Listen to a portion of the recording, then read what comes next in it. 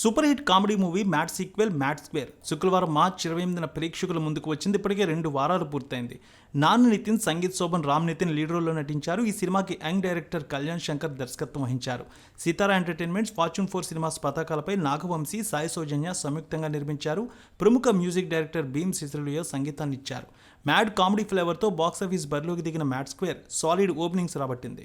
మొత్తానికి 2 వారాల్లో మంచి కలెక్షన్స్ తీసుకొచ్చింది. గత వారం, ఈ వారం కూడా ఫస్ట్ ప్లేస్లో నిలిచింది కలెక్షన్స్ పరంగా. 13 రోజుల కలెక్షన్స్ చూసాం. మరి 14 రోజు కలెక్షన్స్ ఏ విధంగా ఉండబోతున్నాయో ఒకసారి చూద్దాం. ఫస్ట్ డే 20 కోట్లు తీసుకొచ్చింది ఈ సినిమా. 2 రోజు 17 కోట్ల రూపాయలతో మొత్తం 37 కోట్ల వసూళ్లు వచ్చాయి. 3 రోజులకి 55 కోట్లు, 4 రోజులకి 69 కోట్ల కలెక్షన్ మార్క్ చేరుకుంది. 5వ రోజుకి 74 కోట్ల రూపాయలు, 6వ రోజుకి 80 కోట్ల రూపాయలు, 7వ రోజుకి 83 కోట్ల కలెక్షన్స్ వచ్చాయి. 8వ రోజుకి 85 కోట్ల రూపాయలు, 9వ రోజుకి 87.5 కోట్లు, 10వ రోజుకి 90 కోట్ల కలెక్షన్ మార్క్ అందుకుంది ఈ సినిమా.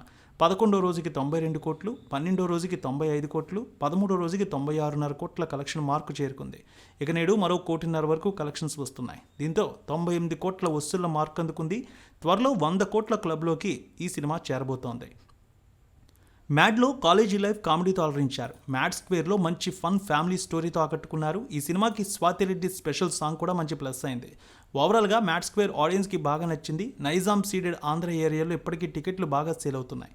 సినిమా రిలీజ్కి ముందే చిత్ర యూనిట్ చేసిన ప్రమోషన్స్ మంచి హైప్ పెంచాయి. దర్శక నిర్మాతలు కూడా కలెక్షన్ రిజల్ట్పై ధీమాతోనే ఉన్నారు.